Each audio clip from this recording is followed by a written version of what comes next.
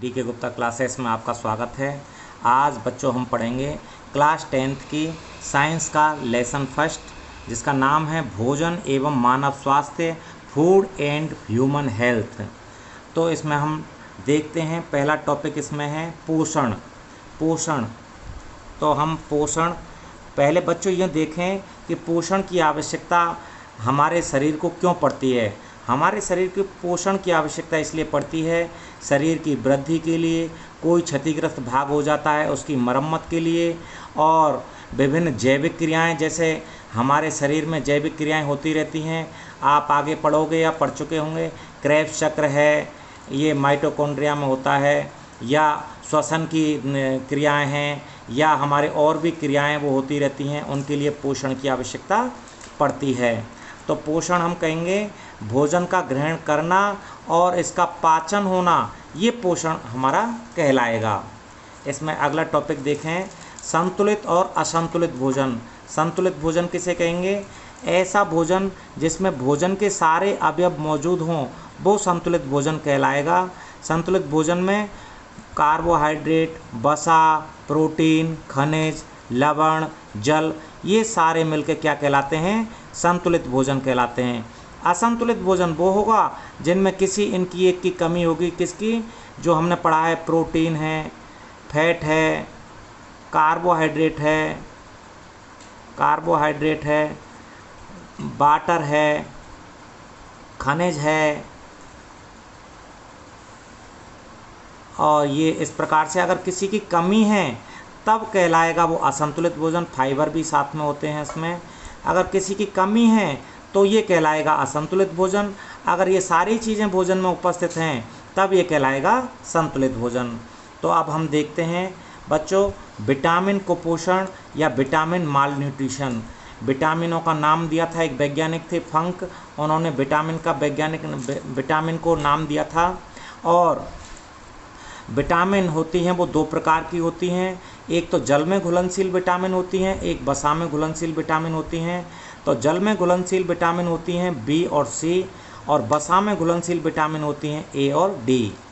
वसा का मतलब जो चिकने पदार्थ होते हैं वो होते हैं, तो इनमें घुलनशील विटामिन है ए और डी।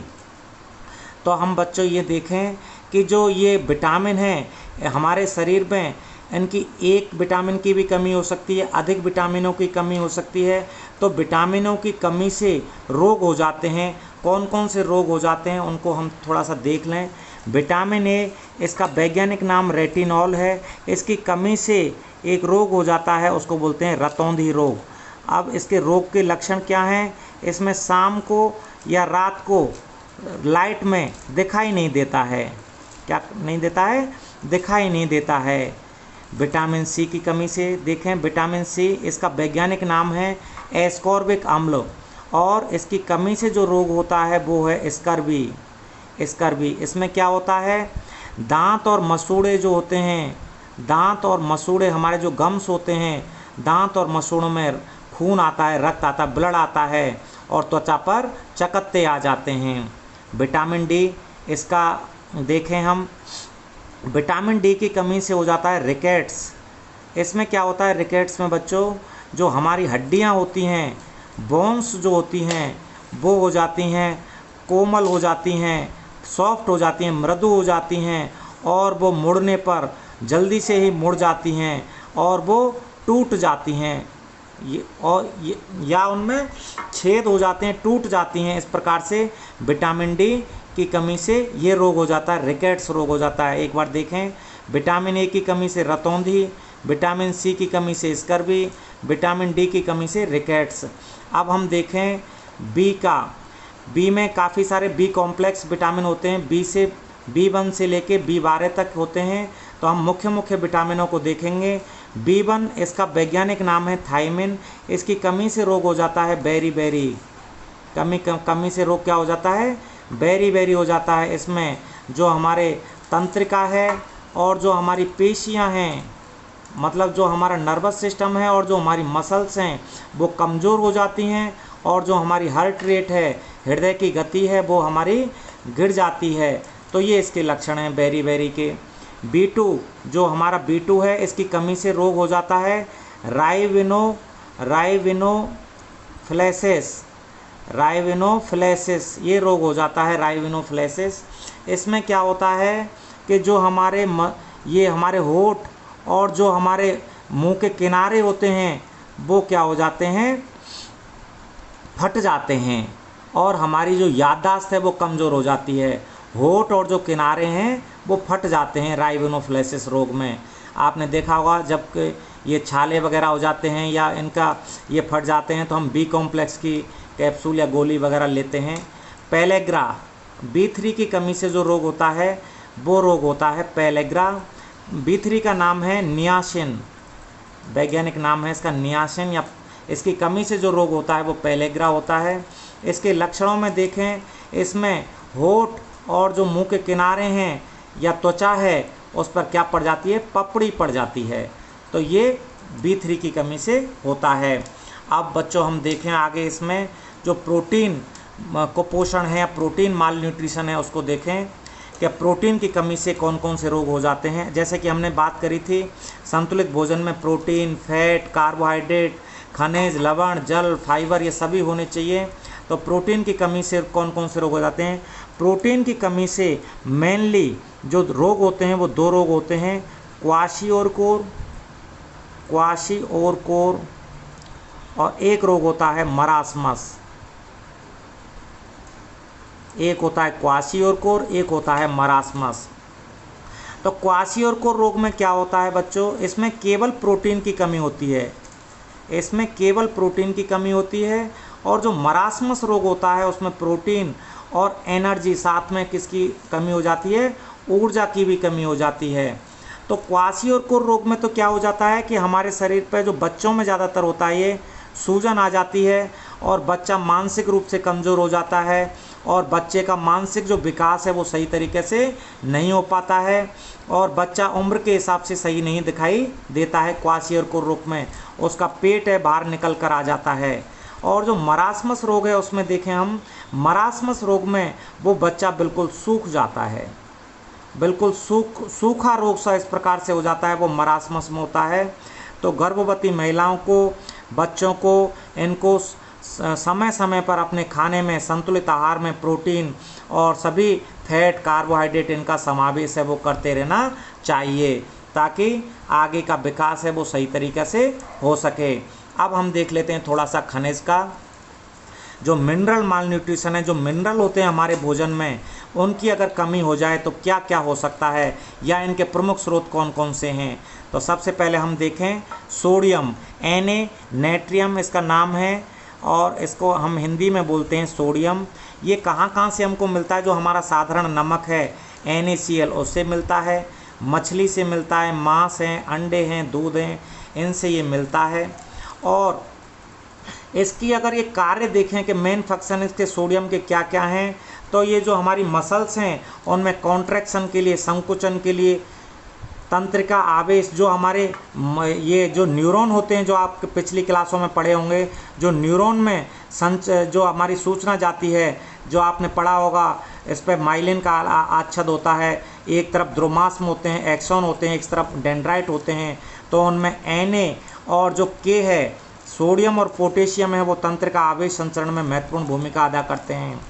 एक वैद्युत अपघट्य, इसमें भी हमारे शरीर में भी इलेक्ट्रोलाइसिस की प्रक्रियाएं होती रहती हैं उनमें भी, और हमारे जो बैलेंस का काम है ये उसमें सोडियम प्रमुख भूमिका अदा करता है। इसी प्रकार से अगला देखें हम पोटेशियम, ये भी सभी खाद्य पदार्थों में लगभग उपस्थित रहता है और ये इसके भी लगभग सोडियम जैसे कार्य हैं, मांसपेशी संकुचन है, तंत्रिका आवेश संचरण है, विद्युत अपघटन है, शरीर का संतुलन है और विभिन्न कोशिकीय क्रिया हैं। ये सोडियम और पोटेशियम के लगभग एक से कार्य हैं।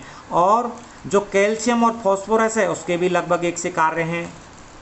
कैल्शियम के हम स्रोत देख लेते हैं, जो दूध है, अंडा है या ग्रीन जो सब्जियां हैं, वेजिटेबल्स हैं, उनमें कैल्शियम पाया जाता है। और इसके अगर प्रमुख कार्य देखें, ये विटामिन डी के साथ मिलकर ये हड्डियां और जो दांत जो होते हैं उनको मजबूत बनाने का काम करता है। हड्डियां और दांतों को मजबूत बनाने का, आपने कभी टैबलेट इनकी देखी होंगी, तो विटामिन डी की जो टैबलेट आती है उनमें साथ में कैल्शियम मिला हुआ आता है। तो ये हड्डियों को और दांतों को मजबूत बनाने का काम करता है। इसी प्रकार से हम देखें फॉस्फोरस का जो है वो भी लगभग कैल्शियम जैसे जिनमें मिल रहा था दूध में, ये ग्रीन वेजिटेबल्स में, साथ में इसमें देखें बाजरा, रागी जिसको मिलेट्स बोलते हैं, सूखे मेवे, यकृत, किडनी, इनमें फास्फोरस पाया जाता है। और इसके प्रमुख कार्य देखें तो ये कैल्शियम के साथ मिलकर वही कैल्शियम जैसा कार्य हड्डियों को और दांतों को मजबूत बनाने का कार्य करता है। अब देखें हम अगला तत्व लोहा Fe लोहा देखें तो ये भी जो है ये दूध में, अंडे में और ग्रीन वेजिटेबल्स में, साथ में गुड़, गाजर, इनमें अंजीर में भी पाया जाता है। ऐसे देखें हम चुकंदर में भी पाया जाता है, अनार में भी पाया जाता है।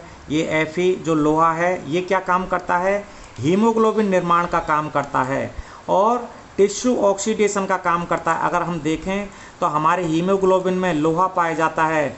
जब हम लंग्स में जब ऑक्सीजन लेते हैं तो ये ऑक्सीजन है हीमोग्लोबिन के साथ जुड़कर ही पूरे शरीर में इसका ऑक्सीडेशन का काम है वो करता है। अगला तत्व देखें हम आयोडीन जैसा कि आपको बच्चों पता होगा, आयोडीन ये जैसे आयोडाइज्ड नमक आता है तो आयोडीन नमक में मिलता है। ये समुद्री स्रोतों में अधिकतर मिलता है क्योंकि आयोडीन जो है, क्योंकि नमक समुद्री स्रोतों से मिलता है, ऐसे समुद्री स्रोत जितने भी हैं उनमें आयोडीन की उपस्थिति होती है। और इसके अगर निर्माण में देखें तो जैसे कि इसकी कमी से हमने देखा था एक गोइटर रोग हो जाता है, वो थायरोक्सिन हार्मोन वहाँ पे कम हो जाता है। तो थायरोक्सिन हार्मोन को बनाने में आयोडीन की प्रमुख भूमिका होती है। अगला हम देखें मानव स्वास्थ्य में हम देखें काफ़ी सारे पॉइंटों को देखेंगे। तो इसमें हम देख रहे हैं सबसे पहले पीने योग्य पानी और दूषित पानी ये क्या हैं, इनके दूषित पानी पीने से कौन कौन से रोग हैं वो हो जाते हैं, इस प्रकार से हम देखेंगे। तो पीने योग्य पानी के गुण देखें हम। पीने योग्य पानी जो सबसे पहले हम ये देखें बच्चों, जो पानी है पानी की हमको वेस्ट नहीं करना चाहिए। पानी हमारे ज़मीन में बिल्कुल लिमिटेड मात्रा में है, दिनों दिन पानी का स्तर है वो गिरता जा रहा है। जैसे कि हर वर्ष 22 मार्च को जल दिवस आता है, ये यही संदेश देता है कि हमको पानी का उपयोग है ज़रूरत के हिसाब से ही करना चाहिए और हमें व्यर्थ में ही पानी का बहाव है ना करना चाहिए, क्योंकि दिनों दिन पानी ख़त्म होता जा रहा है और हम आगे वाले पीढ़ियों के लिए, आने वाली पीढ़ियों के लिए हमारे लिए जल का इंतज़ाम नहीं कर पाएंगे। तो हमें आने वाली पीढ़ियों के लिए जल को बचाना होगा और जल ही जीवन है, इसको मंत्र को हमें साथ में रखना होगा।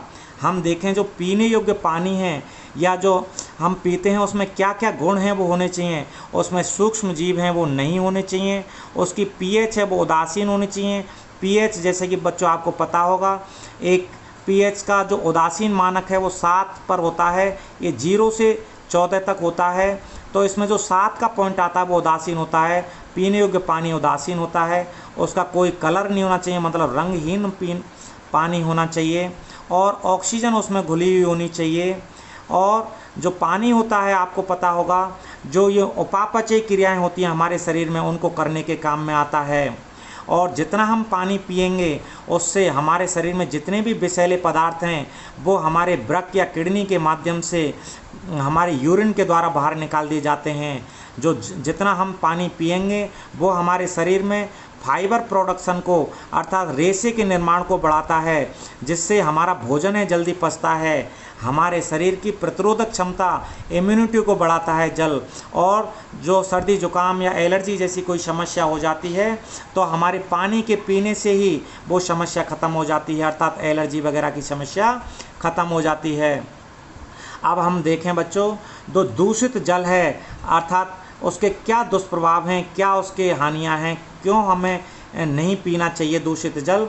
तो दूषित जल में वायरस, बैक्टीरिया, प्रोटोजोआ, वर्म्स जो हैं वो डेवलप हो जाते हैं। तो इनसे क्या क्या रोग हो जाते हैं, हैजा है, डिसेंट्री, पेचिस है और ये रोग हो जाते हैं। हेपेटाइटिस ए प्रकार का जो रोग है दूषित पानी से ज़्यादा होता है। फ्लू और टाइफाइड प्रकार के जो रोग हैं इससे हो जाते हैं। राजस्थान में हम देखें तो राजस्थान में एक नारू वाला रोग इससे दूषित पानी के प्रभाव से बहुत ज़्यादा हो गया था। तो अब तो हाल 2000 के आसपास हो गया था ये बहुत ज़्यादा। तो नारू जो रोग है, नारू या नारू वाला जो रोग है वो ड्रैकनकुलस मेडिनेंसिस नामक कृमि से वर्म से होता है। ये क्या होता है, इसमें जो मादा कृमि होती है वो परपोषी या मानव, जैसे मानव में प्रवेश कर गई तो मानव में अंडे देती है। तो ये क्या करती थी, जब ये मानव शरीर में प्रवेश कर जाती थी तो जगह जगह से ये फूट फूट कर बाहर निकलती थी, छेद कर कर के बाहर निकलती थी। इसको डॉक्टर इसको छेद कर कर के, रोल कर कर के इस प्रकार से निकालते थे।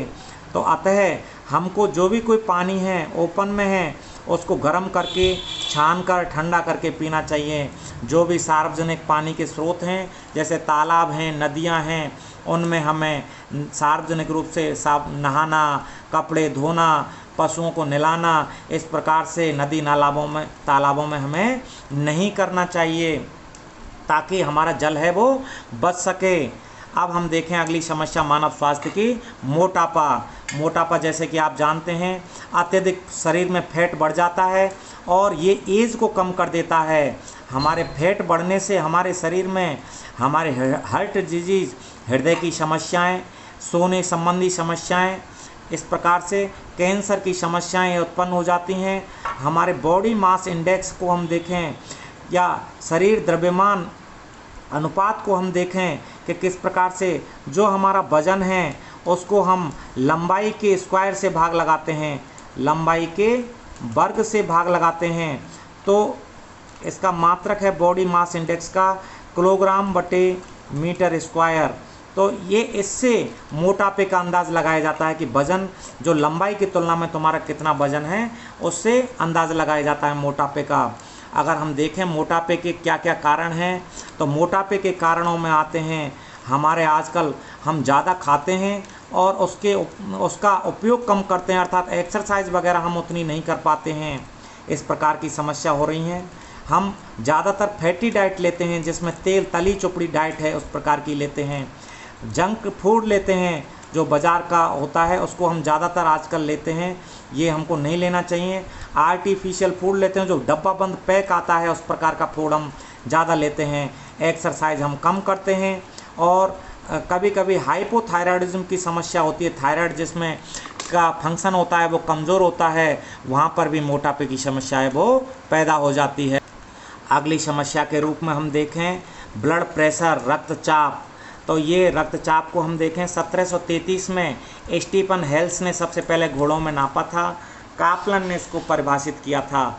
रक्तचाप को हम देखें परिभाषा के तौर पर तो जो हमारा हृदय होता है वो धमनियों में जो हमारी आर्टरीज होती हैं उनमें रक्त का प्रेशर से भेजता है, हार्ट संकुचन होता है उसके हिसाब से भेजता है।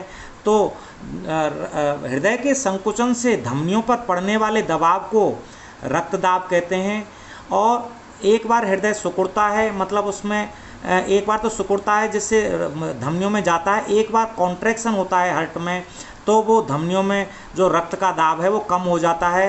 तो जो धमनियां हैं उनमें दो प्रकार का रक्त का दाब रहता है। जब हृदय संकुचित होता है तब रक्त का दाब ज़्यादा रहता है तो उसको बोलते हैं हम सिस्टोलिक दाब। अब जब हृदय फैलता है, कॉन्ट्रैक्शन होता है, तब हृदय जो धमनियां हैं धमनियों की दीवारों पर रक्त का दाब है वो कम हो जाता है तो उसको बोलते हैं हम डायस्टोलिक दाब। तो किस दो प्रकार के दाब हो गए, एक तो हो गया सिस्टोलिक हो गया और एक तो हो गया सिस्टोलिक और एक हो गया डायस्टोलिक। सिस्टोलिक हो गया और एक हो गया डायस्टोलिक। तो सिस्टोलिक दाब जो होता है उसकी अगर हम लिमिट देखें कितनी होती है, सिस्टोलिक दाब होता है 90 से लेके 120 तक 130 तक mm/Hg के हिसाब से उसका मान आता है। सिस्टोलिक का आता है, मैं यहाँ लिख देता हूँ सिस्टोलिक दाब का, यहाँ लिख देता हूँ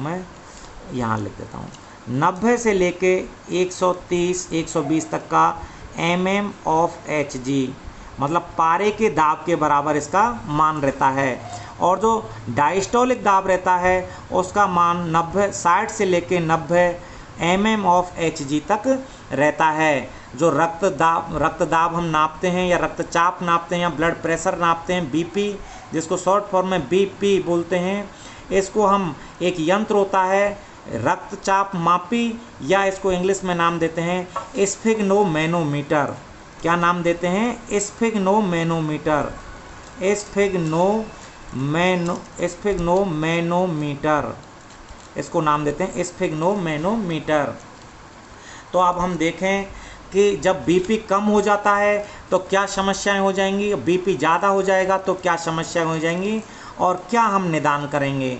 बीपी कम हो जाता है तब, जैसे कि आपको मालूम है, शरीर में ऑक्सीजन और जो हमारा पचा हुआ भोजन है उसकी सप्लाई का काम ब्लड करता है। जब बीपी कम हो जाता है तो हमारे मस्तिष्क के लिए, हृदय के लिए और जो हमारे गुर्दे हैं, किडनी के लिए जो ऑक्सीजन और भोजन की सप्लाई नहीं हो पाती है, तो इनके जो कार्य हैं वो रुक जाते हैं, कम हो जाते हैं। ब्रेन के, हार्ट के, किडनी के, इनके काम कम हो जाते हैं। ऐसी अवस्था में सलाह दी जाती है कि हम कोई गर्म पेय पदार्थ या डॉक्टर की चिकित्सक की सलाह है वो लें। दूसरा हम देखें, बीपी ज़्यादा हो जाता है जब क्या होता है। बीपी ज़्यादा होने के क्या क्या कारण हो सकते हैं? चिंता है, क्रोध है, ईर्ष्या है, भ्रम है, भोजन का ज़्यादा खा लेना होता है, कभी कभी मैदा से बने पदार्थ ज़्यादा खा लेना, चीनी युक्त पदार्थ, मसाले, तेल, घी, अचार, मिठाइयाँ, मांस, चाय, सिगरेट, शराब, या कभी कभी हमारा जो श्रमहीन या बिना मेहनत वाला जीवन रहता है और जहाँ व्यायाम हमारी कम रहती हैं, तो उस अवस्था में बीपी कैसा हो जाता है? ज़्यादा हो जाता है। तो अब बीपी ज़्यादा हो जाता है तो इसके लिए हम क्या ट्रीटमेंट करते हैं? तो हमको पोटेशियम युक्त भोजन है वो लेना चाहिए, जैसे कि हमने पिछले उसमें देखा था पोटेशियम युक्त डाइट में। और हमें कैल्शियम और मैग्नीशियम का भी बैलेंस डाइट हमको लेना चाहिए। फाइबर युक्त डाइट हमको लेनी चाहिए। और जिन कारणों से ये हो रही है, यहाँ पे देखें कि ज़्यादा खाना, ईर्ष्या, चिंता, क्रोध, ईर्ष्या, भ्रम, मैदे से बने, इन सारी चीज़ों को हमको त्याग करना चाहिए, जिससे हमारा बीपी है वो कंट्रोल में आ सके। अब देखते हैं हम बच्चों, नशीले पदार्थ, कि हमारे समाज में काफ़ी नशीले पदार्थ हैं, उनका आजकल चलन हो गया है और ये गलत धारणा है, ऐसा ना होना चाहिए। सबसे पहले हम देखते हैं गुटखा। तो गुटखा क्या है? ये सुपारी के टुकड़े हैं, कत्था है, चूना है, इसमें खुशबूदार, संश्लेषित खुशबूदार पदार्थ मिला दिए जाते हैं और कोई मेटल के वर्क इसमें मिला दिए जाते हैं जिससे वो चमकीले दिखाई देते हैं। और गुटखा की पाउच संस्कृति विकसित हो गई है, जिसके कारण क्या है, ये गांव-गांव में आजकल उपलब्ध होने लग गया है और आजकल इसको लेडीज़ भी खाने, जो स्त्रियां हैं वो भी खाने लग गई हैं। तो ये जब खाते हैं तो ये काफ़ी इस प्रकार के रोग हैं वो पैदा कर देता है। जैसे देखें ये कहाँ के कैंसर भी पैदा कर देता है गुटखा। इसमें तम्बाकू भी मिला हुआ होता है, मुंह का, गले का और तुम्हारे लंग्स का, जीभ का, इस प्रकार का जो कैंसर है वो पैदा कर देता है। और जो ये गुटखा वगैरह खाते हैं तो उनके मुंह भी पूरी तरह से नहीं खुल पाता है, क्योंकि उनके एक बीमारी हो जाती है सब म्यूकस फाइब्रोसिस। जो सब म्यूकस फाइब्रोसिस है वो उस प्रकार की बीमारी से फाइबर बन जाते हैं, तो उनका पूरा मुंह है वो खुल नहीं पाता है।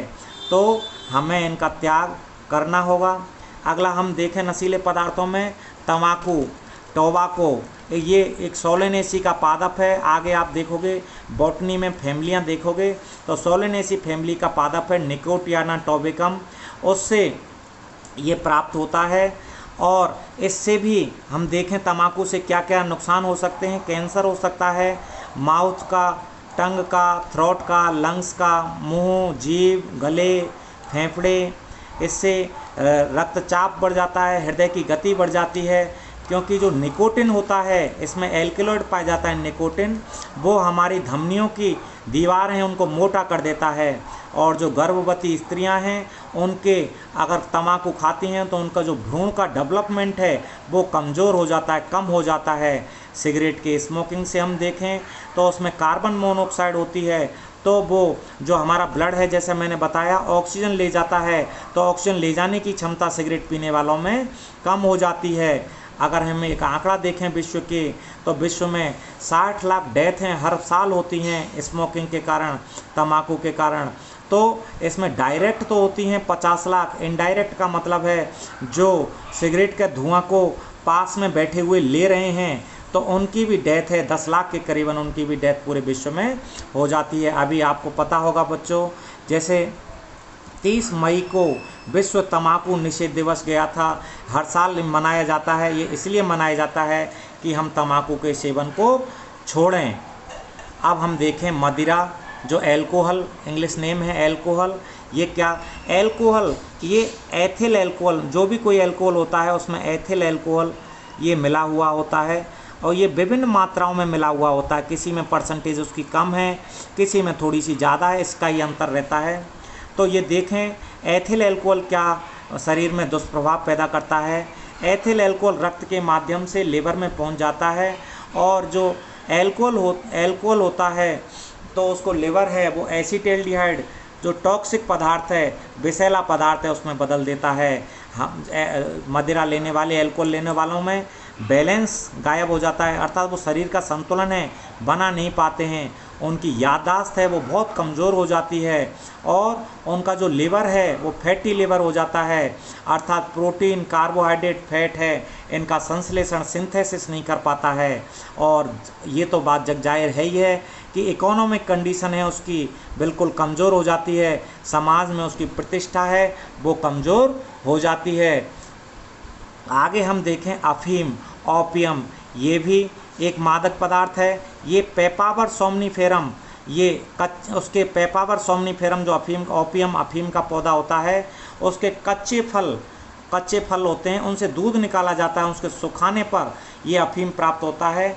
इसमें 30 प्रकार के एल्केलॉइड हैं वो पाए जाते हैं। जैसे देखें कौन कौन से एल्केलॉइड पाए जाते हैं, मेनली मॉर्फिन, कोडीन, निकोटिन, सोमनीफेरिन, पेपावरिन, ये पाए जाते हैं उसमें। और इनका प्रयोग आजकल हम देखें, ये मॉर्फिन और कोडीन हालांकि दर्द निवारक दवाइयों के रूप में उपयोग में लिए जाते हैं, इसलिए इनका उत्पादन भी अफीम का किया जाता है। इसका हम देखें कि जो गांव के एरिया होते हैं उनमें छोटे बच्चों को ये माँ हैं वो सुलाने के लिए अफीम का प्रयोग करती हैं। और देखें हम उसकी जो अफीम की फल वित्ती होती है उसको उबाल कर इसको पीने के काम में लेते हैं। और इससे हीरोइन जो है उसको भी, हीरोइन का भी प्रयोग है वो बढ़ने लगा है। इन सब के प्रयोग से क्या होती है, रोगों से लड़ने की क्षमता है, इम्यूनिटी है वो कमज़ोर हो जाती है और हमारे किसी भी रोग से हमारा शरीर है वो घिर जाता है। अन्य नशीले पदार्थों में हम देखें कि इसके अलावा भी और नशीले पदार्थ हैं, जैसे कोकीन है, भांग है, चरस, गांजा, हशीश, LSD, ये और भी नशीले पदार्थ हैं जो इनके अलावा हैं। अफीम, मदरा, तंबाकू इनके अलावा हैं। इसका LSD का नाम है लाइसर्जिक एसिड।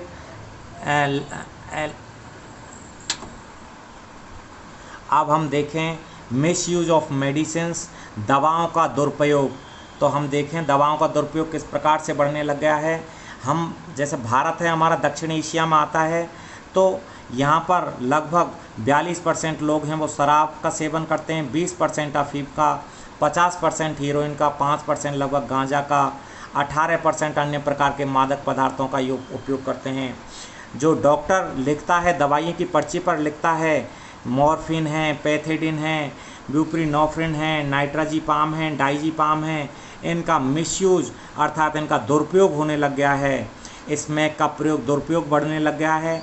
हम देखें पंजाब, राजस्थान, मध्य प्रदेश, उत्तर प्रदेश, गुजरात, इनमें जो अफीम का मिसयूज है वो बढ़ने लग गया है।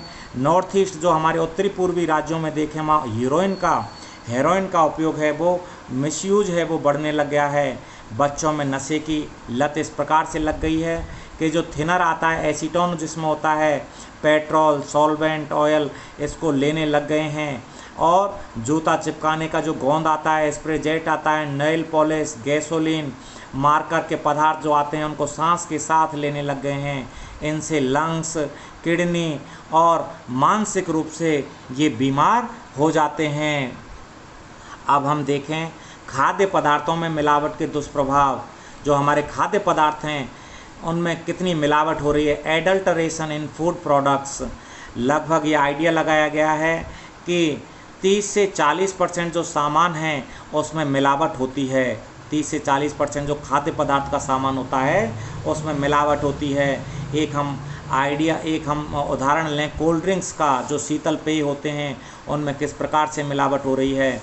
एक तो हम देखें भारत में उनमें कोई स्टैंडर्ड नहीं है, इनका स्टैंडर्ड तय नहीं है, कोई मानक नहीं है कि किसी भी पदार्थ को मिलाने का। सरकार को इनकी कोई जानकारी नहीं है।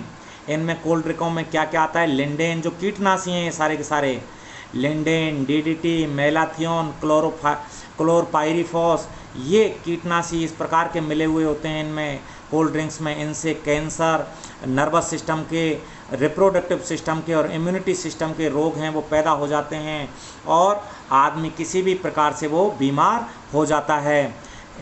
कोल्ड ड्रिंक्स में ही फास्फोरिक अम्ल ये पाया जाता है और ये फास्फोरिक अम्ल क्या करता है, दांतों पर प्रभाव डालता है।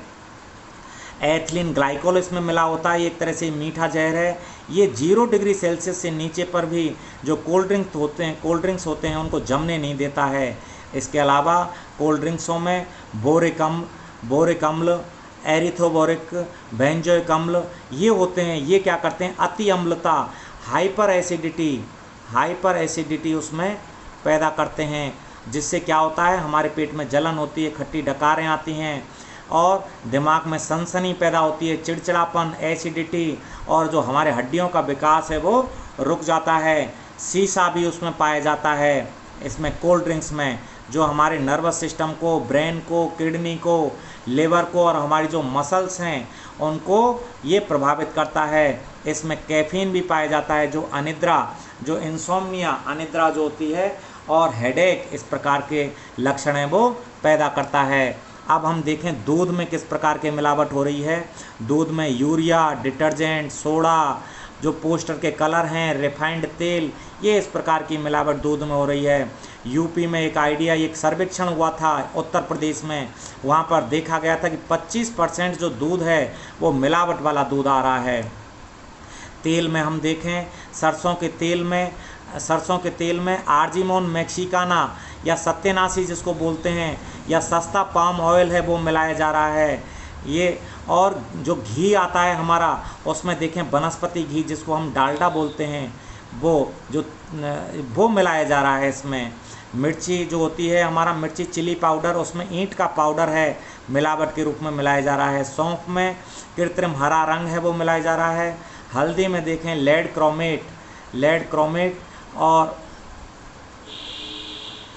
क्रोमेट, पीली मिट्टी ये मिलाई जा रही है। धनिया में और मिर्च में गंधक है। काली मिर्च में पपीते के बीज मिलाए जा रहे हैं। फल सब्जियों में चटक रंग लाने के लिए इंजेक्शन दिए जा रहे हैं और उनमें ताज़ा दिखने के लिए सीसा और कॉपर के विलयन का छिड़काव किया जा रहा है। गोभी जैसा है उसको सफ़ेद दिखने के लिए उसमें सिल्वर नाइट्रेट के विलयन का घोल लगाया जा रहा है। चना और अरहर की दाल हैं, उनमें खसेरे की दाल ये मिलाई जा रही है, लेथाइरा सेटाइवा इसको बोलते हैं।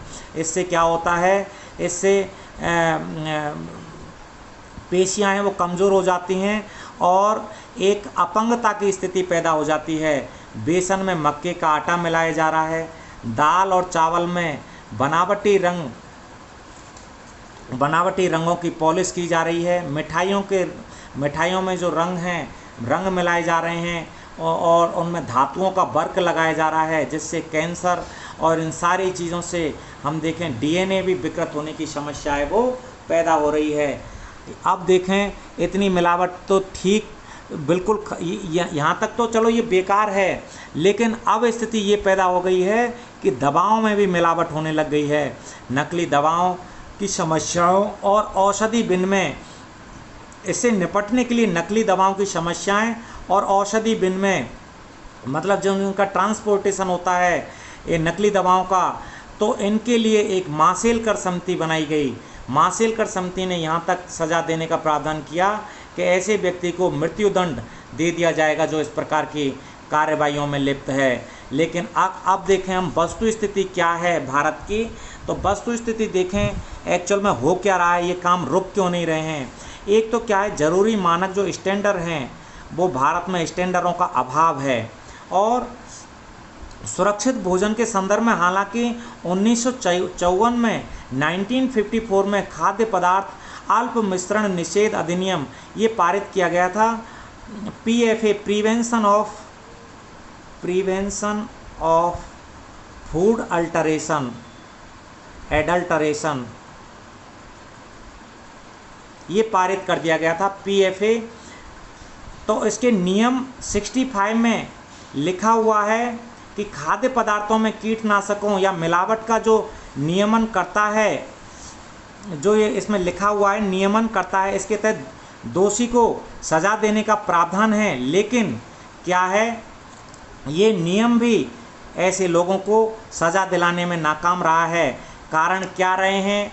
इसके कारणों में यही है कि जो लोग हैं इस प्रकार की जो कार्यवाहियों में लिप्त हैं वो धनबल के कारण, राजनीति पहुंच के कारण, मुकदमों का सही ढंग से ना चलने के कारण, जो जांच होती है पुलिस की जांच या ऐसे अधिकारियों के फूड सेफ्टी अधिकारियों की जांच होती है वो प्रभावित कर देते हैं। और जो अधिकारी होते हैं उनमें कामचोरी की भी प्रवृत्ति पाई जाती है। तो इसके कारण वो क्या है, अपराधी हैं वो बच जाते हैं। आवश्यकता इस समय है कि एक ठोस नीति बनाने की, उस पर उचित क्रियान्वयन की है, जिससे हमारा स्वास्थ्य है वो सही रह सके। तो बच्चों यहाँ पाठ ख़त्म होता है। नमस्कार बच्चों, पाठ को लाइक शेयर सब्सक्राइब करना। नमस्कार।